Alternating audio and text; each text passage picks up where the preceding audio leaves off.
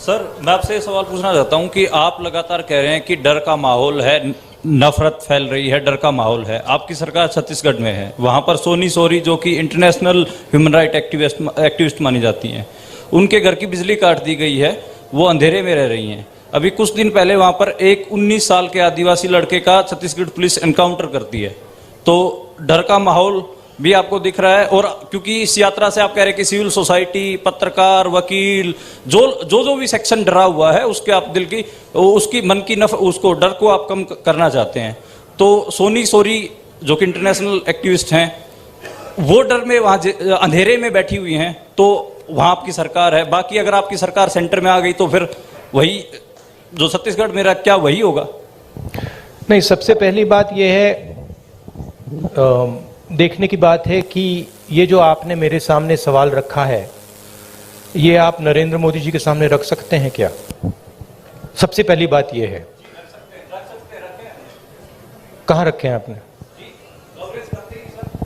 नहीं, कवरेज एक व्यक्ति के सामने सवाल रखना और कवरेज करना में बहुत फर्क होता है।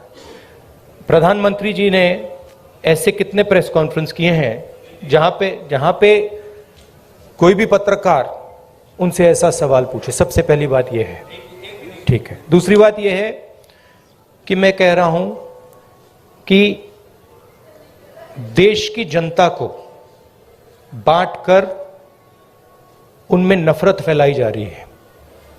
हिंदू मुस्लिम, अलग अलग जात के लोगों को लड़ाया जा रहा है। क्या कांग्रेस पार्टी ये करती है? कांग्रेस पार्टी ने कभी कहा है कि एक जात के व्यक्ति को दूसरे जात के व्यक्ति की हत्या करनी चाहिए? कांग्रेस पार्टी ने कभी कहा है कि एक धर्म को दूसरे धर्म से लड़ाया जाना चाहिए? कभी नहीं कहा है, हिस्ट्री में कभी नहीं कहा है। तो दूसरी बात यह है।